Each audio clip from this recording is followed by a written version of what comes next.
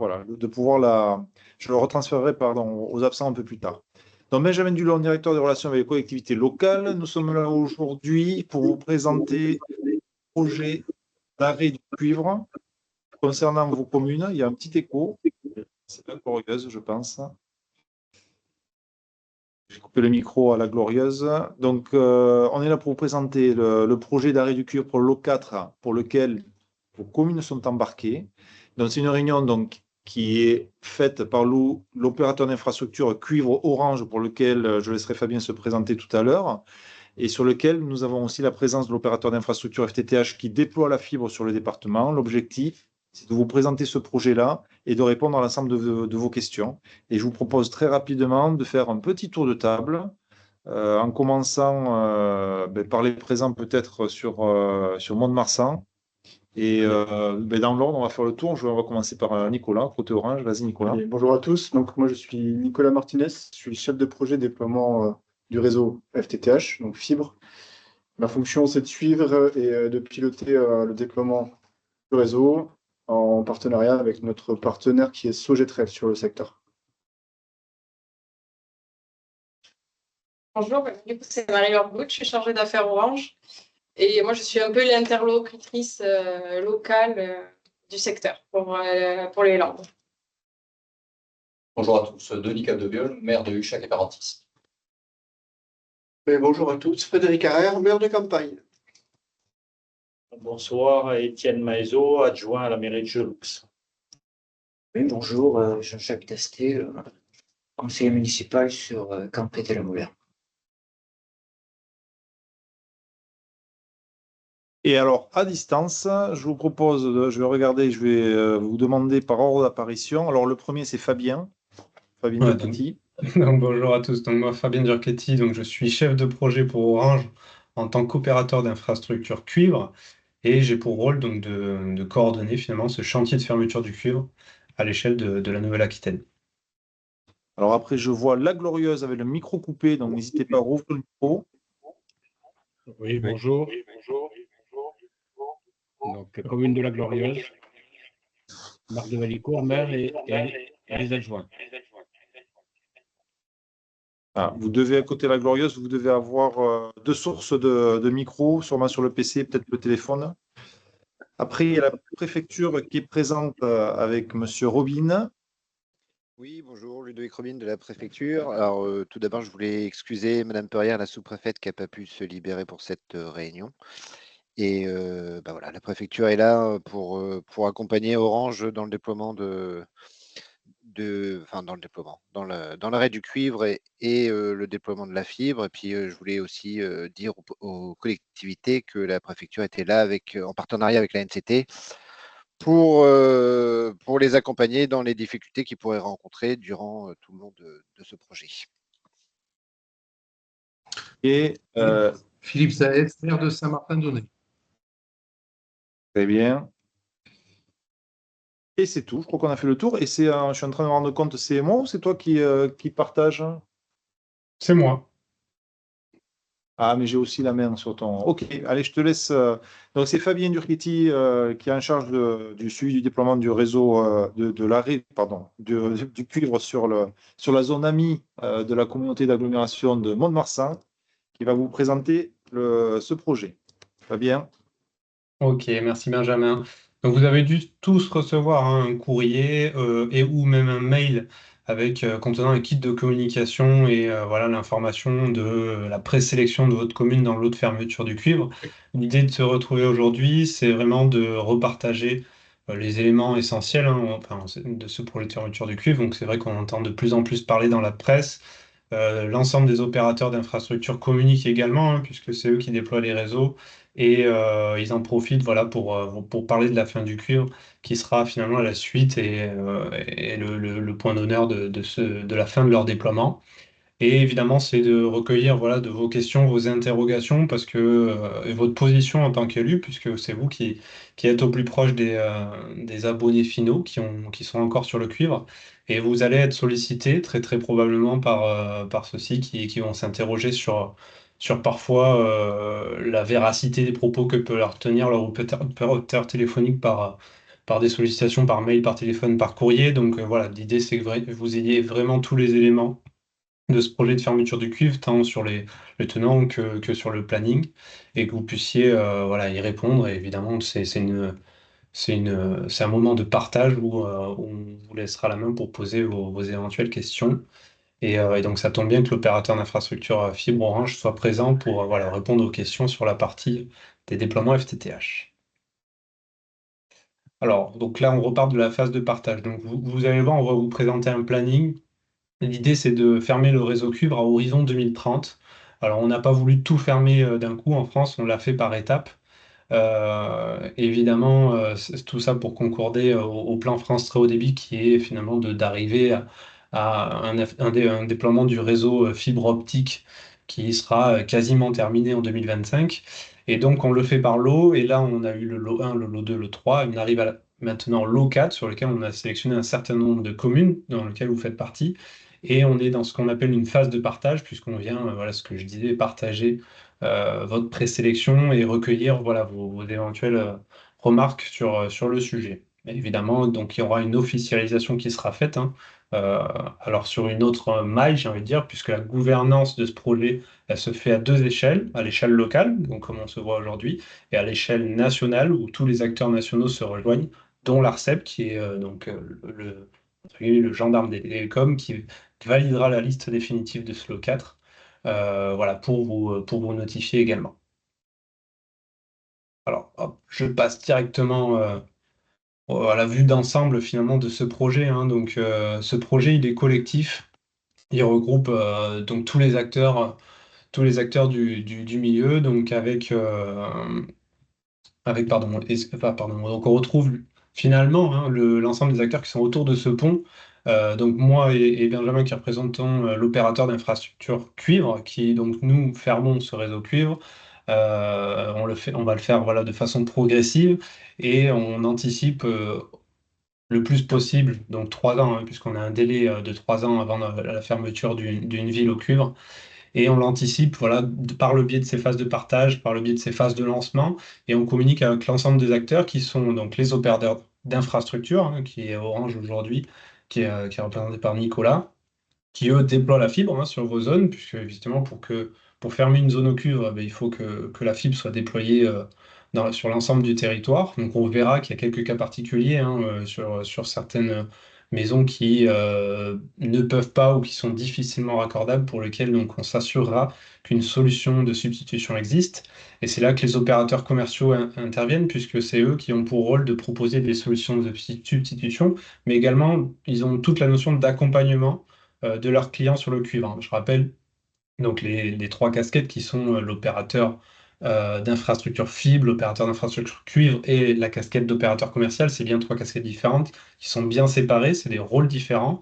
Et donc ce n'est pas Orange OI Cuivre ou Orange opérateur d'infrastructure fibre qui va appeler les clients, les démarcher pour les inciter à passer sur la fibre. C'est bien les opérateurs commerciaux qui ont des résidents qui sont encore sur le cuivre, qui vont les accompagner par courrier, par téléphone, pour basculer du cuivre vers d'autres solutions.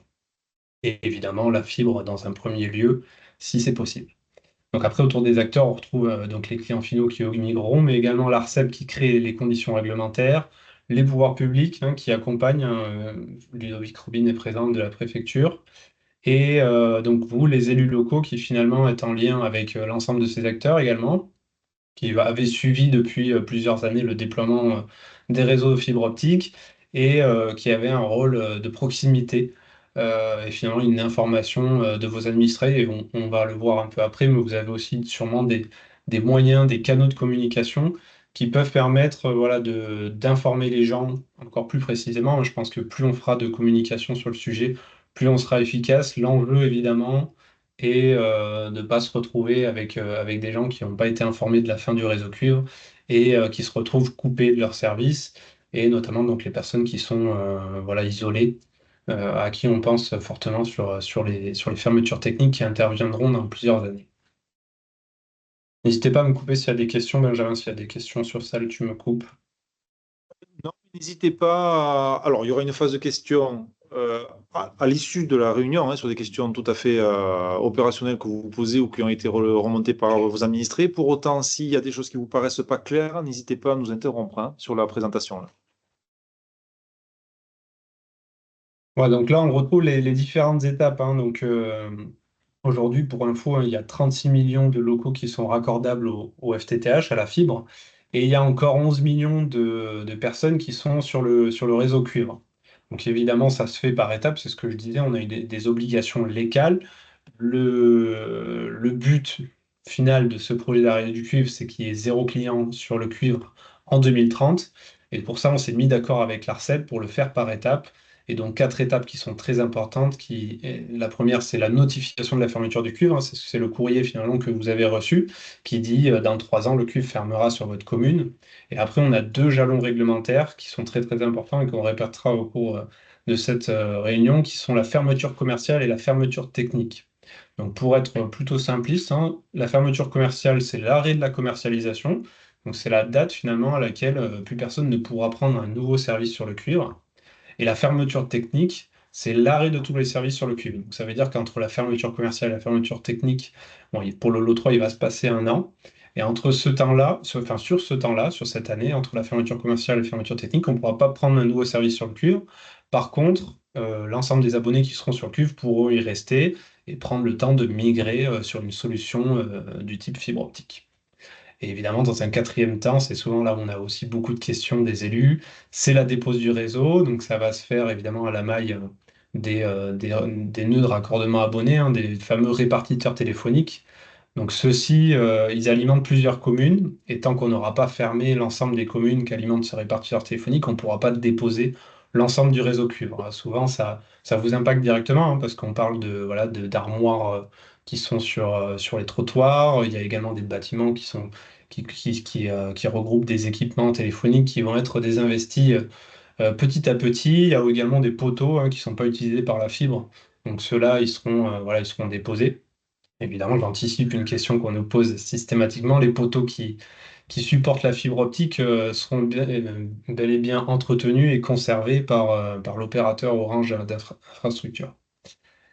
Et vous retrouvez donc sur ce slide en vert OC, donc qui veut dire opérateur commercial, hein, c'est ce que je disais tout à l'heure, c'est eux qui ont pour rôle d'accompagner et de faire migrer les clients vers la fibre. Donc, c'est eux qui contacteront les clients qui sont encore sur le cuivre et pour leur dire attention, dans 1 an, dans 6 mois, le réseau cuivre va fermer sur votre commune.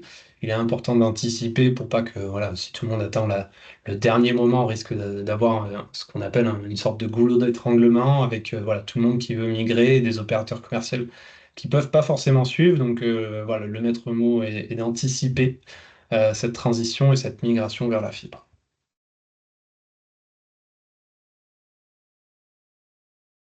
Alors le fameux planning, donc on y vient, donc je vous disais, hein, donc l'horizon c'est 2030, on a commencé il y a 2 ans, le lot 1, le lot 2, on est maintenant au lot 3 qui est arrivé et bientôt le lot 4 qui sera officialisé. Donc si vous êtes là aujourd'hui, c'est parce que votre commune a été sélectionnée pour le lot 4.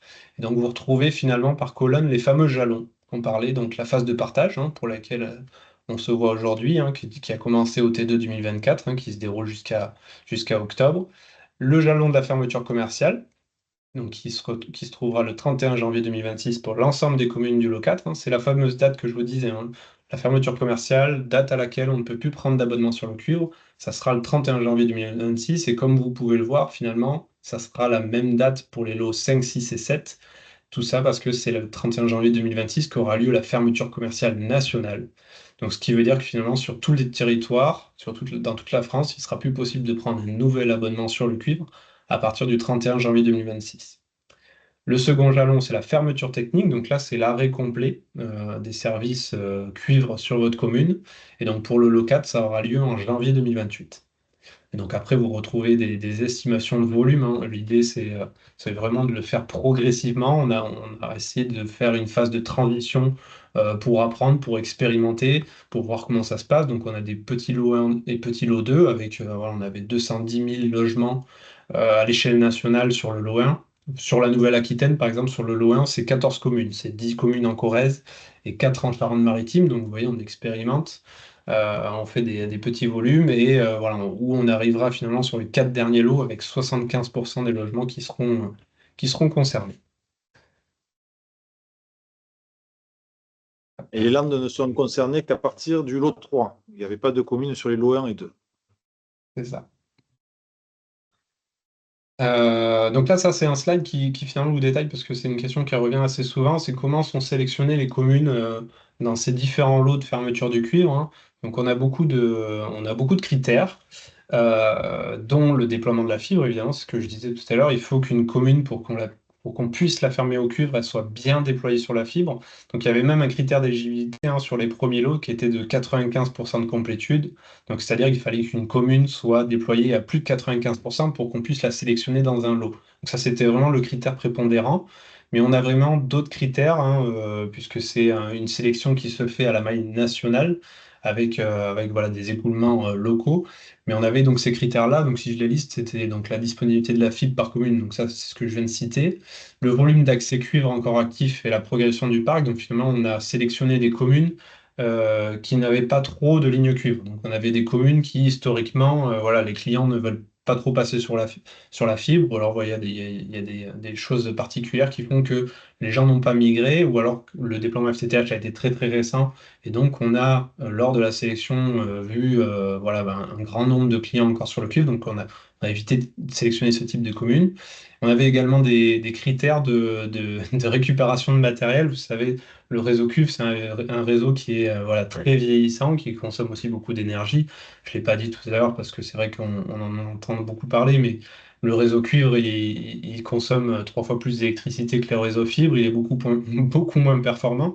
Et en plus de ça, les matériels qui le rendent encore vivant, eh bien, ils n'existent plus en fabrication. Donc on a besoin, voilà, pour faire vivre le cuivre sur les communes qui sont très mal déployées à la fibre jusqu'à 2030, de récupérer des matériels. Donc on a pris ce critère en compte voilà, pour sélectionner nos communes. Donc je le disais aussi, on a étudié la fermeture des zones de répartiteurs téléphoniques, hein. Donc le but, c'est voilà, c'est un peu comme l'échelle des collectivités, enfin en tout cas de la maille EPCI. Donc les répartiteurs téléphoniques, ils alimentent plusieurs communes. Et donc plus on prend des communes qui sont adjacentes, plus on aura la possibilité de fermer rapidement des zones arrière de répartiteurs téléphoniques. Et c'est ce que je disais, c'est très important parce que ça consomme de l'énergie. C'est finalement un projet aussi environnemental que de fermer le cuivre, puisque ça n'a pas forcément d'intérêt de conserver deux réseaux, à la fois le réseau cuivre et à la fois le réseau fibre en parallèle.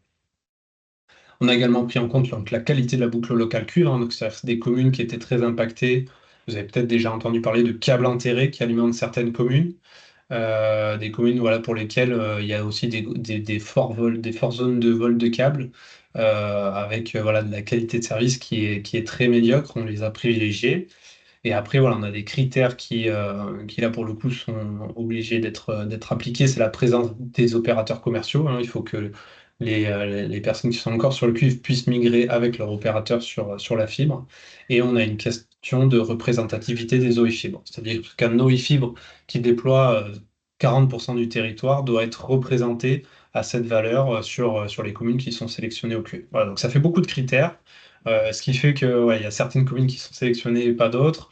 Rassurez-vous, tout le monde sera finalement impacté par la fermeture du cuivre d'ici 2030, et la fermeture, comme je l'ai dit tout à l'heure, la fermeture commerciale, elle est nationale à partir de janvier 2026.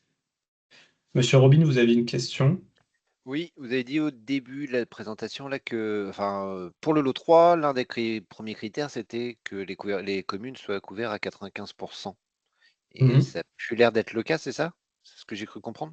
Alors voilà, on a tous ces critères. C'est vrai que contrairement au premier lot où on avait vraiment l'embarras du choix, j'ai envie de dire, sur les communes à plus de 95%, lors de l'application de finalement tous ces critères sur le lot 4, on s'est aperçu que pour récupérer certains matériels RTC ou pour fermer certaines zones arrière entières de NRA qui étaient voilà, très consommatrices d'énergie, ce genre de choses, on avait besoin d'aller sélectionner des communes qui n'étaient pas à 95% de complétude, mais pour lequel l'EPCI était à plus de 95%. Donc vous verrez, je crois qu'on a mis le détail avec Benjamin des déploiements fibre optique par commune. Il y a des communes qui sont à un peu moins de 95%. Ceci dit, sur une commune à moins de 200 habitants, voilà, parfois c'est juste une petite rue qui reste à fibrer.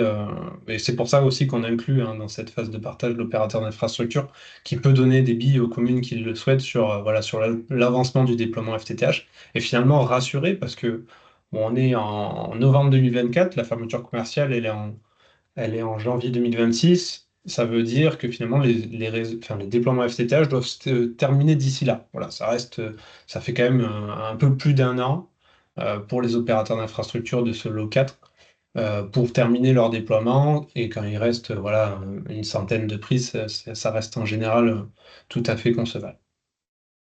Ok, merci.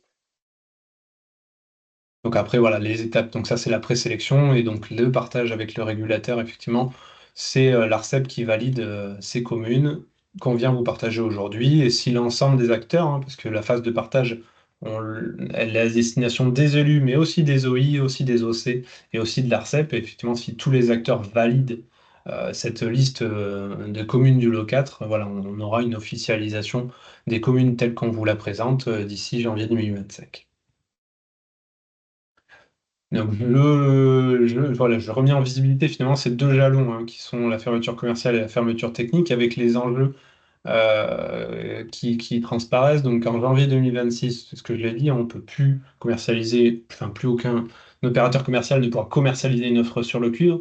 Et l'enjeu, c'est que la couverture fibre soit terminée à cette date. Donc là, ça sera l'objet de gouvernance qu'on aura avec l'opérateur d'infrastructure Orange, mais bon, avec l'ensemble finalement des opérateurs, parce qu'on n'a pas que Orange sur les Landes, il y a beaucoup d'OI sur les Landes. Donc on s'assure finalement que les déploiements, et en tout cas l'avancement des déploiements, concorde avec la fermeture du cuivre. Donc l'ARCEP nous demande que l'ensemble des déploiements en janvier 2026 des communes concernées soient terminés. Sinon, on risque voilà, de nous demander de ne pas valider ce jalon et de reporter d'une année le jalon de fermeture commerciale. Voilà, ce qui est un peu dommageable parce que quand l'ensemble des opérateurs commerciaux, l'ensemble des opérateurs d'infrastructure, les collectivités, vous allez communiquer aussi. Donc quand on a un report, voilà, tout le monde y perd. Donc voilà, on fait en sorte d'avoir ces gouvernances très régulières. Hein. Donc pour information, c'est des gouvernances qui sont mensuelles. Donc on va se retrouver voilà, tous les mois avec les collègues d'Orange, opérateurs d'infrastructure fibre, pour suivre ce déploiement fibre.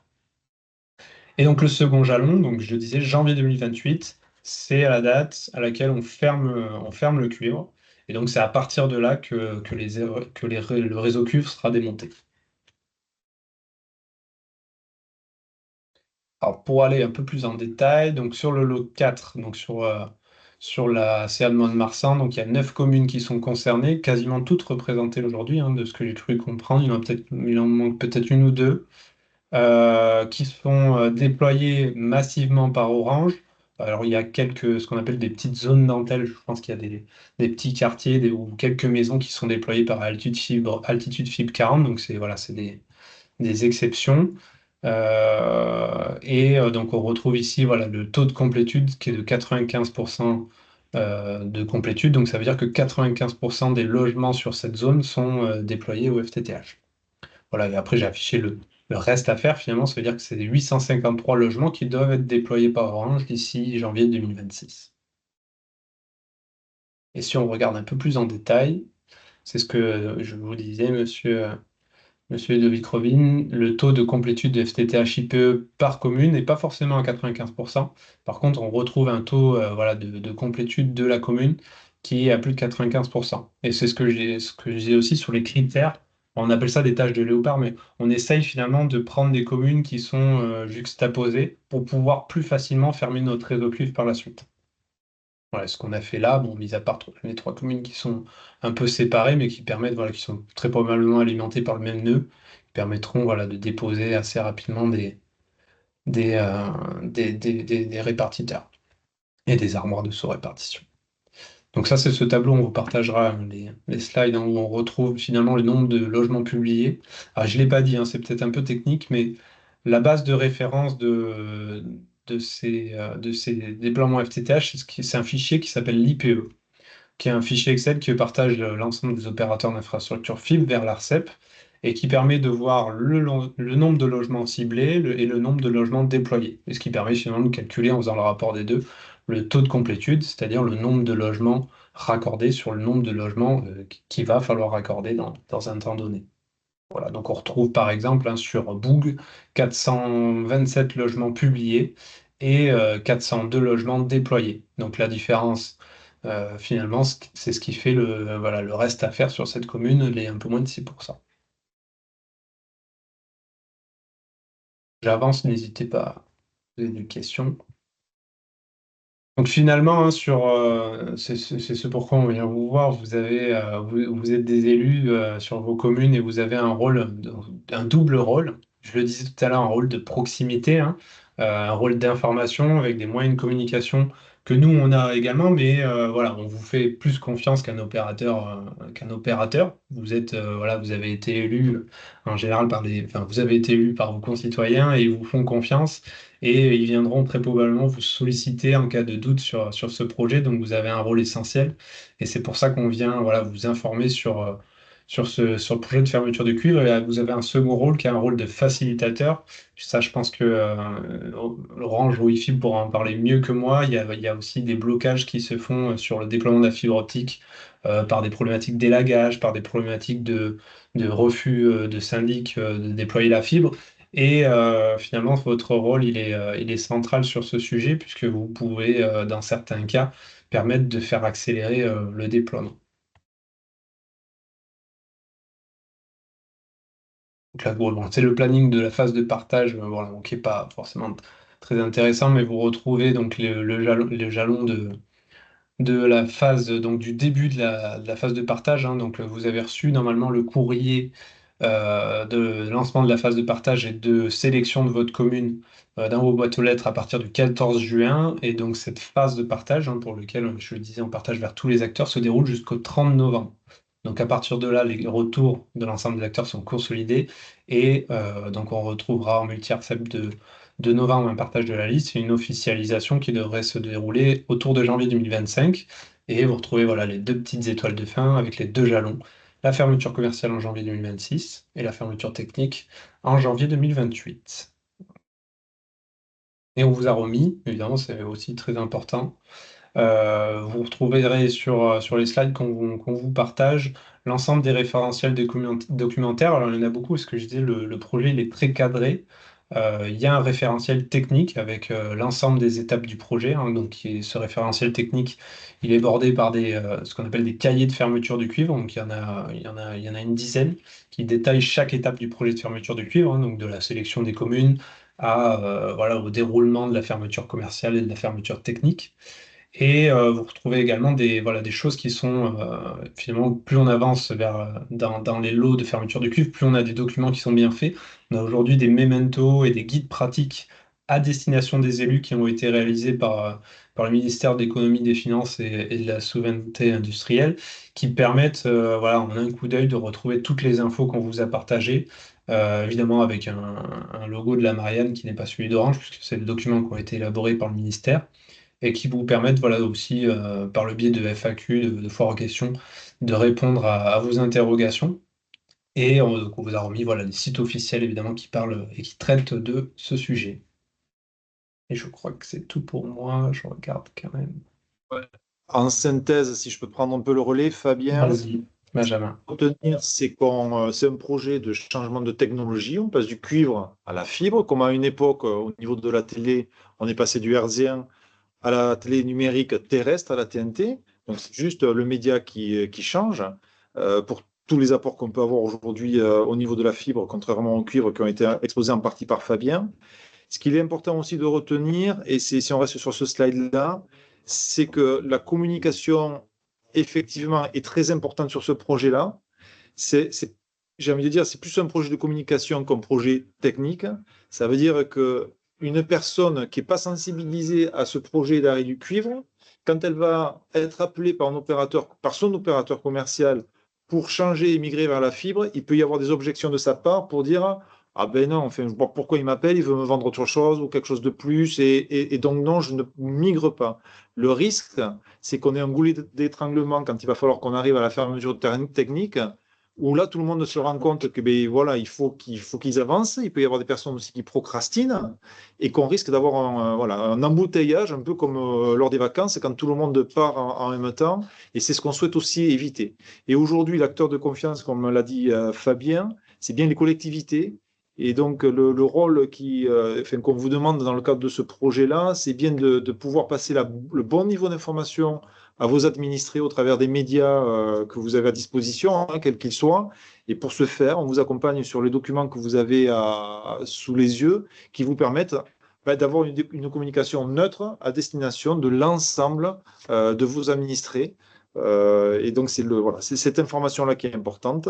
Et au-delà de ça, nous, on se tient aussi disponible pour participer à des réunions publiques d'information. Et on pourrait aussi envisager de faire ce qu'on appelle des forums opérateurs, puisque quelque part, la fibre, c'est des opérateurs commerciaux derrière qui vont proposer des solutions. Donc, on peut aussi monter des opérations commerciales avec les 4 opérateurs commerciaux principaux, les inviter pour que, sur un événement qui pourrait avoir lieu sur Mont-de-Marsan, par exemple, on puisse aussi apporter une information commerciale auprès de vos administrés. Donc, si Fabien, c'est bon pour toi, mais ce que je vous propose, c'est je vais peut-être remettre un peu les caméras, mais c'est de parler, d'échanger, effectivement, de prendre un peu vos questions et regarder ensemble si vous avez des questions qui sont remontées, pour lesquelles on peut vous apporter des réponses.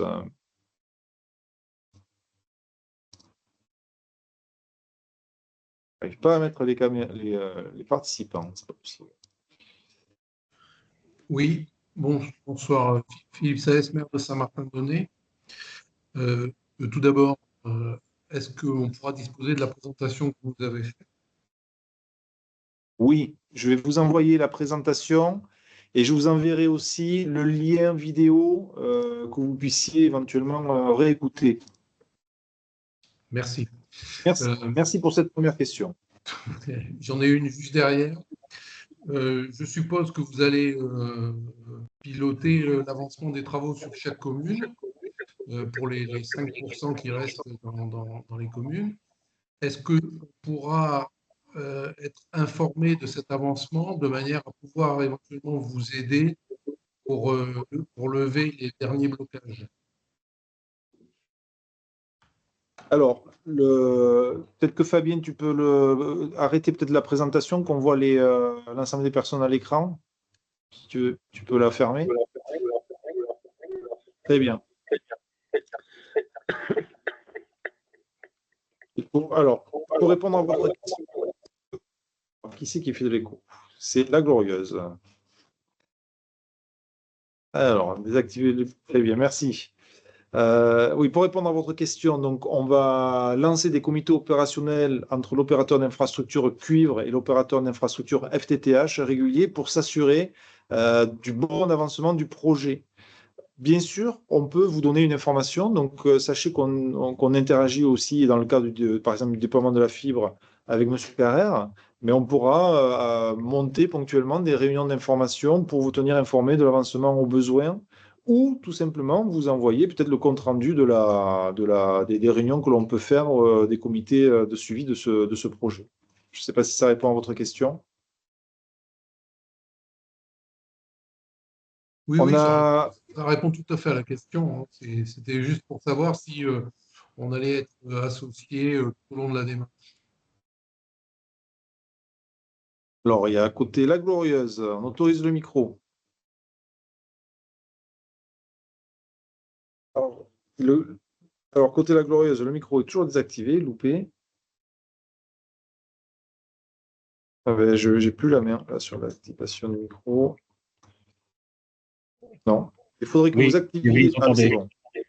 Très bien. Oui. Petite question par rapport au déploiement fibre de ce qui reste à la demande. Vous devez avoir peut-être un téléphone et un ordinateur avec 2 micros ouverts. Non, mais on a 2 trucs. On a 2 Teams ouverts. Ah, mais il faudrait en fermer un alors. Ou alors arrêtez le micro. Coupez le micro d'un des 2 Teams. Là, c'est bon. Là, je ne pense plus avoir des coups. Si, parce qu'il y a deux fenêtres Teams. Fermez-en une, oui. Ouais. On ferme et on connecte. Vas-y.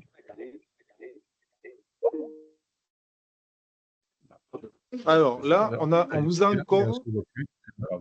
On ne vous voit plus. Mais on vous entend. Et on n'a plus l'écho. Donc on vous écoute. Oui, vous nous entendez? Parfait. Très bien. Non, on n'a plus le son ici. Là.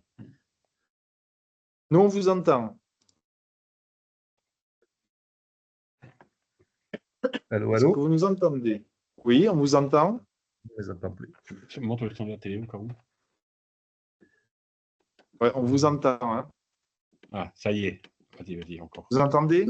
Oui, c'est revenu. Très bien, parfait. On vous écoute. Allez, ça marche, excusez-nous. Oui, on a dans ce qui reste à raccorder, c'était les queues, on va dire, qui n'avaient pas été câblées parce qu'il fallait aller vite et il y avait des objectifs, parce qu'on avait compris. Et on nous avait dit que ces gens-là étaient raccordables à la demande. Or, ce qu'on constate aujourd'hui, c'est que ceux qui font des demandes qui restent donc à raccorder à la demande, eh ben, ils demandent, mais ça n'arrive pas. Donc, est-ce que là-dessus, il y a un moyen de piloter ça, de faire attention que les demandes ne restent pas lettres mortes, quoi. Les 6 mois. Alors, c'est vrai que l'engagement sur les raccordements à la demande, pour nous, opérateurs d'infrastructure fibre, ça va être un engagement au plus tard de 5 mois pour produire le client, plus le mois ARCEP. Ça va amener le client, la personne à pouvoir commander un abonnement fibre au bout de 5 mois, être produit au bout de 6. Donc ça demande quand même un certain délai. Donc l'ouverture au RAD a été faite en juin. Fin juin, donc on a les premières commandes qui ont été faites fin juin qui commencent à être livrées ces derniers mois. Fin d'année, début d'année. Fin d'année, voilà. Donc si c'est des commandes qui ont été passées, prenons l'exemple au mois de septembre, octobre, on n'aura pas de travaux ou pas de raccordement, sauf si on a un petit peu de chance et c'est embarqué dans le déploiement avant le début d'année. C'est vrai que les raccordements à la demande, c'est un engagement de l'opérateur d'infrastructure qui est un peu plus long. Donc c'est peut-être pour ça que vous ne voyez pas d'effet immédiat, en tout cas, sur les commandes que vous avez pu avoir sur la commune. Donc, on a un délai de 6 mois pour produire. Alors, les raccordements à la demande pour tous, quand vous regardez si vous êtes éligible ou pas à la fibre, et ça ne concerne que la zone AMI pour lesquelles l'opérateur d'Orange investit en fonds propres, vous avez la possibilité de faire une demande de raccordement donc à la demande. Et donc, à ce moment-là, si vous rentrez dans un processus pour lequel on a 6 mois pour rendre raccordable le logement, donc on a 6 mois de délai, ça peut prendre moins de temps, comme le dit Nicolas, si jamais... en fait, il était déjà prévu d'être raccordé par ailleurs dans le cadre du projet. Pour autant, il y a aussi une limite, c'est-à-dire que vous doutez bien que si je crois qu'il reste 850 à peu près logements au niveau de l'agglomération de Mont-de-Marsan à produire, si tout le monde clique en même temps le même jour sur les 850 qui restent en raccordable à la demande, vous allez nous mettre en difficulté. Donc, il y a aussi un volume en entrée qui est limité. Mais pour répondre à votre question, Monsieur le maire, je pense que il faut regarder au cas par cas les personnes qui ont demandé le raccordement à la demande, la date à laquelle ils l'ont raccordé, pour savoir effectivement dans quel délai il pourrait être produit. Alors là, je les vois et j'en ai 4. J'en ai 4 qui sont en commande commerciale, oui. Et on a un délai contractuel pour le plus rapide au 30 janvier 2025 et pour le plus lointain au 18 mars. Vous voyez? Ça, c'est ce que j'ai en vision à date. D'accord. Ça veut dire que quand quelque part, tout ce qui reste raccordable, s'il y a ce délai-là, il ne va pas falloir non plus trop traîner pour qu'il fasse la demande, quoi. Alors, attendez, je récupère mes billes. Sur la commune de La Glorieuse, on a 44 adresses à venir chercher pour atteindre une complétude à 100%. Donc, c'est voilà, comme le disait Fabien tout à l'heure, moi, l'objectif, il est à fin 2025. 44 adresses sur l'année, je vais aller les chercher. RAD ou pas RAD, ça sera évidemment englobé dans le projet de déploiement. Voilà, donc, et juste pour ajouter, donc l'ARCEP est très attentive à ce sujet des RAD, qui est quelque chose d'un peu nouveau. Et il y a une consultation publique qui a été ouverte, et c'était il y a 2 jours, donc on est en plein dans le sujet. Et cette consultation publique qu'a fait l'ARCEP, justement, parle des fameux RAD, qui a été défini donc il y a un petit moment, mais qui n'est pas utilisé de la même façon par tous les opérateurs. Effectivement, le but du RAD, c'est de permettre aux opérateurs d'infrastructure de ne pas aller déployer des logements sur lesquels il n'y a pas d'appétence à la fibre. Mais parfois, on peut se tromper, hein. On peut avoir une grange abandonnée. Finalement, on va se dire, enfin, l'opérateur d'infrastructure fibre va se dire, bon, mais je ne vais pas aller la déployer parce que ça va me coûter beaucoup d'argent. Et finalement, derrière, il n'y aura pas forcément d'abonnés. Mais pour le coup, cette maison abandonnée, elle peut aussi être retapée en l'espace de quelques mois. Et voilà, l'opérateur ne l'avait pas prévu. Donc, c'est pour ça qu'il y a ce délai de 6 mois. Cependant, les conditions et les jalons de fermeture commerciale par rapport à cette notion de RAD n'est pas encore totalement validé. Pour vous donner une idée sur le lot 2, pour lequel on approche la fermeture commerciale, l'ARCEP a demandé à ce qu'il n'y ait pas de RAD côté Orange pour le lot 2. Donc on verra comment ça évolue sur le lot 3, mais les RAD sont considérés aujourd'hui comme voilà, des logements à aller chercher par l'opérateur. Évidemment, ce qu'on disait tout à l'heure, l'objectif, c'est que tout le monde puisse migrer sur une solution de substitution. Alors bien évidemment qu'une prise, un logement qui n'est pas éligible à la fibre et qui en plus est dans une zone isolée sans 4G, on va s'assurer qu'il y ait une solution satellitaire, mais on va essayer également, enfin l'ensemble des acteurs se mobilisent voilà, pour permettre qu'il y ait une migration sur une solution de substitution.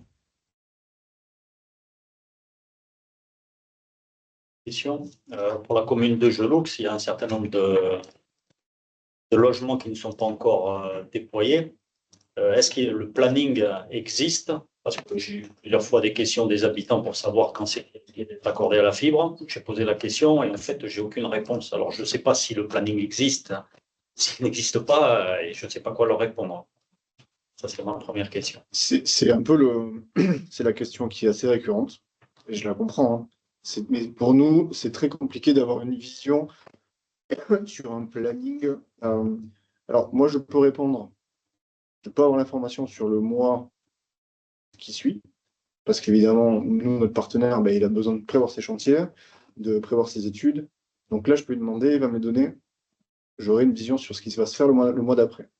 Avoir une prévision sur un trimestre, un semestre, voire sur l'année, c'est très complexe. Surtout dans une phase de complétude, on va aller chercher la maison d'un côté, l'immeuble de l'autre. Ça demande, voilà. Alors, au mois, oui, je peux essayer d'affiner et de vous donner des prévisions. Après, c'est très compliqué. D'accord. Donc, la réponse qu'on peut leur donner, c'est que pour l'instant, on n'a pas un planning global. Est-ce qu'on peut avoir un préavis de mois? Enfin, ce que je veux dire, c'est que si vous savez que vous avez développé déployer la fibre sur un certain nombre de logements dans une commune, est-ce qu'on peut être informé un petit peu à l'avance? Enfin, quand vous avez ce planning, effectivement, parce que moi, ça me fait bizarre. Plusieurs fois, on me donne la réponse. J'avais même pas j'avais pas la réponse d'Orange aujourd'hui qui me disait qu'il n'y a pas de planning. J'avais une réponse plutôt, on va vous donner le planning. Mais ça fait 6 mois. Non, je vais pas vous mentir que je saurai ce que je vais faire en chantier au mois de juin prochain. Oui, non, mais si vous savez que vous déployez en janvier 2025 la fibre sur Orange, c'est pas mal d'avoir l'information pour la retransmettre. Vous parlez de communication. Là, sur Geloux, j'ai 37 adresses à aller chercher. Voilà, pour aller chercher le 100%. 37 adresses sur l'année, on va rapidement y arriver. Voilà. Alors après, je vais, si c'est une demande commune, je peux aussi peut-être informer les différentes communes qui sont concernées par le décommissionnement du cuivre de l'avancée des travaux sur les communes. Bon. C'est un projet effectivement qui arrive vers son terme, comme le disait Fabien, en fin 2025, quand il reste que 40 logements, on arrive vraiment vers le terme. Je comprends le besoin de planning, moi le premier j'en aurais besoin. Juste pour donner quelques éléments de décryptage, Comme l'a dit aussi Fabien, on a choisi la com d'agglo de Mont-de-Marsan avec les communes du lot 4. Au global, on est un peu plus de 95% de locaux raccordables. Le contrat que l'on a passé avec notre partenaire Sogetrel, c'est un contrat aussi de volume, c'est-à-dire qu'on lui demande d'atteindre un certain nombre de volumes. Pour autant, ça peut paraître paradoxal, mais on ne peut pas lui demander d'aller chercher telle adresse en priorité ou telle adresse, parce que ça risque de mettre en péril aussi ce contrat-là en termes de volume. Et On est vraiment sur la fin. on ferait de l'ingérence. Voilà, on fait de la fin. Ce qu'il y a aussi de... Bon, on est à 95%. On est au-delà, par exemple, du déploiement de la zone RIP ou AMEL aujourd'hui sur les Landes. On a un bon taux de déploiement. De manière globale, même tous les opérateurs d'infrastructure, on est plutôt sur une fin de projet. C'est toujours très long quand on n'a pas la fibre, j'en doute pas. D'ici fin 2025, on y verra beaucoup plus clair sur les raccordements. Mais ce qu'il faut savoir aussi, c'est que, on l'a un peu évoqué, il y a d'autres solutions de très haut débit qui peuvent être proposées en attente, telles que le satellite. En attendant la fibre, s'il y a un besoin urgent de télétravail ou autre, j'ai besoin de débit pour travailler, on peut souscrire à une autre solution pour un montant équivalent en termes d'abonnement, avec une solution satellitaire ou 4G Home, parce que ce qui n'était pas possible avant, c'est possible aujourd'hui. Avant, quand on déployait la fibre sur une commune, on interdisait ces solutions tierces. Vous alliez chez un opérateur commercial, il ne permettait pas. Aujourd'hui, c'est possible. Et c'est possible pourquoi? Parce qu'on est en fin de déploiement, et pour autant, c'est bien des solutions d'attente qu'on peut proposer en très haut débit. Une deuxième question, c'est que pour les logements déployés, qui sont déjà en fibre, dans les communes, il y a certains logements qui sont quand même à plusieurs centaines de mètres des points de raccordement. Tout des coûts très importants pour les personnes si jamais elles veulent se raccorder. Ces personnes-là auront d'autres solutions éventuellement, comment on va leur faire pour leur faire le bon choix. Parce que, je veux dire, quand on a 900 mètres ou 1 kilomètre de chemin privé pour aller chercher les points de raccordement, ça pose problème. Donc, est-ce qu'il faut les inciter vraiment à creuser les kilomètres ou les centaines de mètres pour se relier à la fibre, ou est-ce qu'ils auront des solutions de rechange? Alors, là, vous avez raison, hein, l'opérateur d'infrastructure FTTH n'a pas vocation à faire des travaux sur le domaine privé, et ça incombe effectivement aux propriétaires. Vous mettez le point sur la ruralité ou quand on a des points de branchement fibre qui sont en proximité de route, mais la maison est vraiment à l'intérieur, il y a des coûts. Et donc, c'est là où on en vient aussi. Ça vaut peut-être pas le coup. Enfin, c'est le coût. Les coûts sont suffisamment élevés pour se dire il vaut mieux peut-être prendre un abonnement tiers sur de la 4G Home, de la 4G, pardon, si la réception est bonne, ou du satellite, plutôt que d'investir effectivement sur une tranchée, par exemple, qui me coûterait bien plus cher. Ça, c'est des solutions de substitution qui s'étudient au regard du coût, hein, tout à fait. En tout cas, nous, on les prend en compte. On ne va pas arbitrer la partie privée. On ne va pas se le dire parce qu'il fait plus de 500 mètres. On ne va pas le faire parce que peut-être que ça pose des problèmes parce que oui. Les servitudes, etc. Enfin, il y a plusieurs personnes. Il y a aussi les autorisations. Après, ce que dit Nicolas, c'est en tant que les opérateurs commerciaux, après, charge à eux. Quand il y a l'infrastructure qui existe, hein, c'est-à-dire que là, on parle bien d'infrastructure qui permet de relier, finalement, d'avoir la structure qui va accueillir la fibre entre ce qu'on appelle le point de branchement optique et le point de terminaison optique chez le client. Si l'infrastructure existe, l'opérateur commercial, c'est à lui de tirer la fibre. Et après, quand il y a des branchements, ce qu'on appelle des raccordements longs, c'est à lui de regarder, effectivement, imaginons qu'il y ait 3 km, peut-être que l'opérateur commercial va dire 3 km de fibre, moi, ça me coûte trop cher. Je ne vais pas investir au regard de l'abonnement que je récupérerai, c'est pas rentable. Peut-être qu'il va dire non. Donc, il faut aussi prendre ça en considération. Il y a quelqu'un qui va avoir les moyens de faire, par exemple, 3 km de tranchée, mais peut-être qu'il n'aura pas d'opérateurs commerciaux qui iront tirer 3 km de fibre. Par contre, on ne peut pas répondre à la place des opérateurs commerciaux. Xavier, à côté Campette-la-Molière. Nous avons plusieurs quartiers. Et donc, dans le quartier, je suis bien au courant, c'est mon cousin qui habite. Il y a 3 ans qu'il a demandé qu'il est éligible. Il a d'ailleurs envoyé plusieurs courriers au maire là. Il est très remonté, dans la mairie tous les mois. Et il n'a aucune nouvelle. Par contre, une entreprise est venue il y a 2 ans planter les poteaux tout le long. Le quartier n'a rien. Ah, c'est la tuerie. La tuyauterie. Oui. Vous avez semaine 47, vous allez avoir des relevés d'appui qui vont être faits. On a des équipes qui vont faire les relevés, parce qu'on se doit quand même de faire des calculs de charge pour tirer le câble. Alors oui, les appuis qui ont été plantés il y a 2 ans, c'était notre ancien partenaire, qui n'était pas le même qu'aujourd'hui. Entre-temps, on a changé de contrat et de partenaire. Donc on va récupérer les infrastructures qui ont été plantées, donc vous avez autorisé à planter, pour maintenant venir tirer le câble. En amont, on a quand même pas mal d'études à faire, que ce soit de sécurité ou d'autorisation. C'est en cours d'être fait. Donc là, c'est les travaux de câblage, ce que vous allez pouvoir voir, vous, sur votre commune, vont débuter d'ici fin du mois, au début du mois prochain, sur ce quartier-là. Que j'ai en visibilité, en sollicitation, je le suis et je les challenge aussi là-dessus, parce que c'est une remontée que j'ai le 600 et le 550 routes de Tuileries, que j'ai en visibilité. Ce lotissement, il y a le Grand Boss aussi. Oui, j'ai 25 logements. Le Grand Boss, et sur la là, on a l'adjointe au maire. Et... Oui. Donc pour charger et pour un fichier, il faut 4 heures. Oui, je comprends. J'ai aussi l'usine du SIDEC qui est sur la commune, oui, qui est elle aussi pris en compte semaine 47. Donc semaine prochaine. C'est leur dire que ça va venir. Ah ben oui, on n'a jamais été aussi proche, vous pouvez leur dire. Oui. J'en vois un demain soir, donc je sais que je me fais pas. Je ne vais pas lui dire que je vais venu d'ailleurs. Oui, semaine 47, vous allez avoir, vous êtes susceptible de croiser alors pas des techniciens qui vont venir tirer du câble, mais des relevés terrain. Voilà, parce qu'il faut si c'est un partenaire qui reprend tout un passif d'études et de travaux, voilà, ça demande aussi toute une phase d'études avant de pouvoir lancer en travaux. Voilà, j'ai échangé il y a peu avec les clients de cette rue-là en expliquant que justement, il y allait avoir des relèves terrain. Normalement, ils étaient au courant. J'ai échangé par mail avec le client. Il y a une des adresses là. Donc...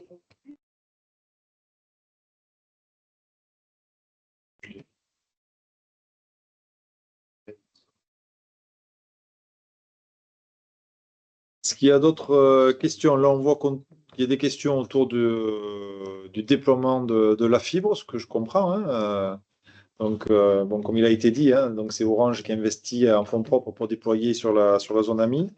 Donc voilà, on est en train de suivre ça de près, et notamment dans le cadre de l'arrêt du cuivre, pour bien arriver au jalon qu'a présenté Fabien pour l'arrêt commercial et l'arrêt technique. Moi, ce que je voudrais dire peut-être, c'est il faut. Bon, je vais poser des questions, peut-être que. Enfin, je vais poser des questions que vous auriez pu poser. Sachez qu'il y a quand même des. Alors, je ne vais pas prendre la casquette d'un opérateur commercial. Il n'y a pas d'opérateurs commerciaux aujourd'hui, donc je ne parlerai pas d'offres. Mais sachez que d'expérience, il y a pas mal de mairies ou de particuliers qui ont cette inquiétude, notamment sur des populations âgées, de faire l'amalgame entre l'arrivée de la fibre et finalement la fibre égale Internet, sauf qu'elles ont un usage que de téléphonie. Sachez que, comme je le disais tout à l'heure, le cuivre, la fibre remplace le cuivre, c'est juste une technologie qui change, mais il y a aussi, pour les rassurer, ces personnes, il y a des solutions qui existent chez les opérateurs commerciaux de téléphonie seulement, ce qu'on appelle des one-play. Voilà. Il y a des offres commerciales de téléphonie seules que vous pourrez trouver si vous les cherchez. Voilà, je ne peux pas vous en dire plus parce qu'encore une fois, il n'y a pas de représentants d'opérateurs commerciaux, mais ces solutions existent. Il faut être aussi attentif dans toute cette phase d'arrêt du cuivre. On en discutait tout à l'heure. Vous allez avoir des sociétés qui vont un peu surfer sur l'arrêt du cuivre, qui font des démarchages auprès des mairies pour leur dire écoutez, voilà, l'arrêt du cuivre, on vous propose de faire un audit pour migrer sur la fibre. Et des fois, ils glissent qui travaillent pour Orange, etc.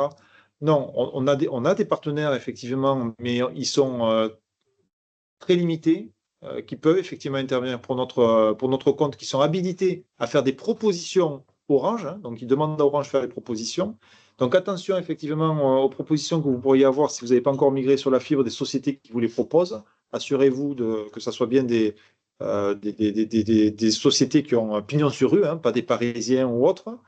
Et c'est pareil pour les particuliers. Ça veut dire qu'à partir du moment où vous êtes éligible à la fibre, ben, il y a du démarchage téléphonique auprès des particuliers, il y a du porte-à-porte. Et tout ça, il faut y être vigilant. Donc, il faut pas avoir peur hein, du porte-à-porte. Mais par exemple, sachez que le porte-à-porte, ça serait si jamais Orange lance des campagnes de porte-à-porte, mais enfin Orange, SFR ou autre, l'information est donnée en mairie. Vous êtes prévenu en amont de ce type d'opération commerciale qui vous permet, vous, donc, de sensibiliser la population. Et après, le porte-à-porte, hein, c'est pas parce que c'est du porte-à-porte que vous devez l'obliger à rentrer chez eux, etc. Vous pouvez le refuser. Il n'y a pas d'obligation non plus. Hein. C'est pas parce que la mairie dit, attention, il y a des équipes qui font du porte-à-porte, qu'il y a une obligation de l'administrer à accueillir, à le laisser rentrer ou autre. Donc, il faut aussi que les personnes soient très libres par rapport à ça. Mais c'est de l'information qui incombe aussi aux mairies. Voilà. Autre question. Mairie, ce qui serait intéressant, c'est de savoir quels sont les particuliers isolés ou qui ne seront jamais raccordés. Qu'on puisse leur dire, bon, c'est pas la peine de compter sur la fibre, vous partez sur le satellite ou autre chose. Parce que là, on les a en mairie, on se fait agresser, et on ne sait pas quoi leur dire. Alors, donc, autant leur dire, vous l'aurez jamais.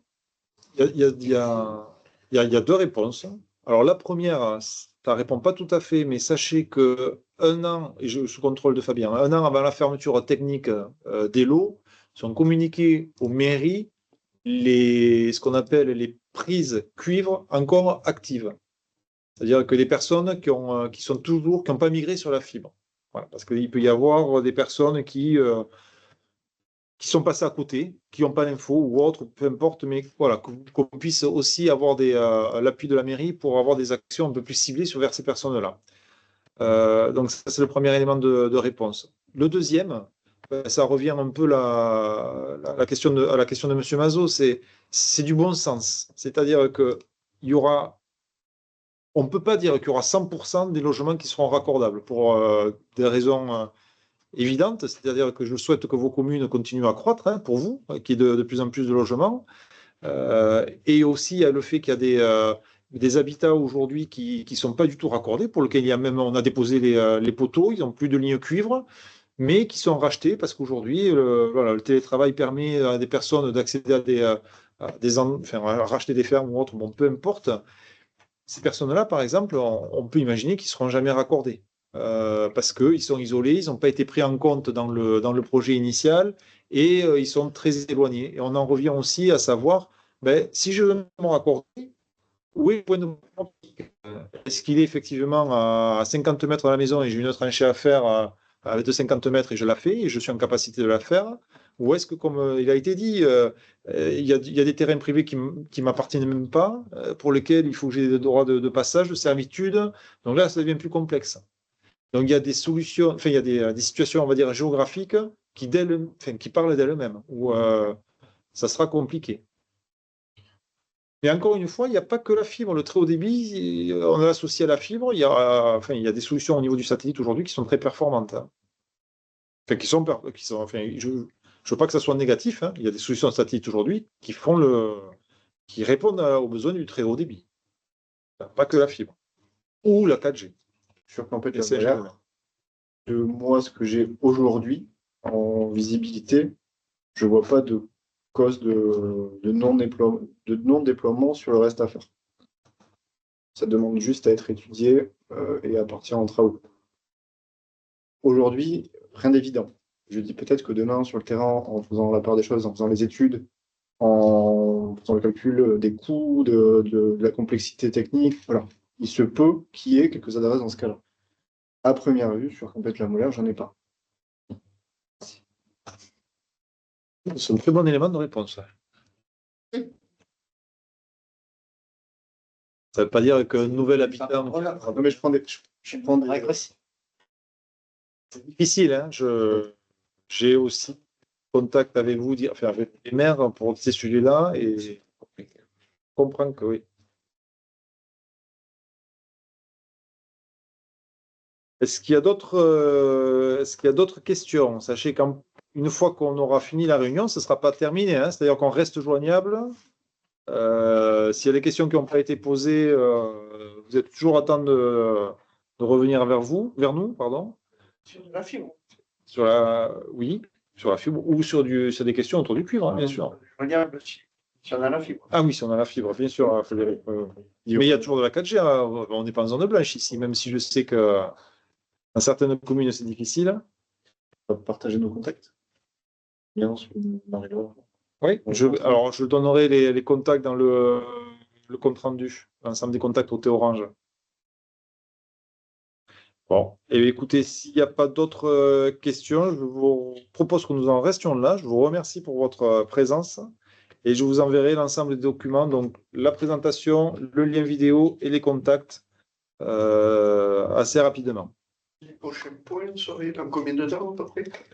Alors, les prochains points, comme l'a dit Fabien, il va y avoir la validation du lot 4 qui va passer en commission côté ARCEP d'ici fin d'année. Donc, je pense qu'on aura le retour, peut-être pas en fin d'année, mais début d'année, Fabien. Donc, on reviendra vers vous pour l'officialisation. Donc, vous aurez un courrier d'officialisation. Si votre commune est bien embarquée sur le lot 4, à ce moment-là, il y a ce qu'on appelle un kick-off, une réunion de lancement. Donc, vous serez convié à une réunion similaire à celle-là. Ce sera un lancement officiel avec les communes concernées. Voilà, donc on actera et je pense et je souhaite que vous soyez tous conviés sur le lot 4, hein, c'est une opportunité. Et après, il y aura des comités opérationnels qui se feront entre l'opérateur de cuivre et l'opérateur FTTH. Et à ce moment-là, mais comme il a été demandé, on pourra aussi à la demande vous solliciter si besoin ou vous donner des informations quant à l'avancement. Mais en général, sur la partie déploiement, on fait des points aussi avec Frédéric Carrère à sa demande. Ça peut être aussi un bon relais pour communiquer sur l'ensemble de l'avancement du déploiement sur les communes. Voilà. Merci beaucoup. Merci Benjamin. Bonne soirée à tous et au plaisir de vous recroiser. Merci. Au revoir. Bonsoir à tous.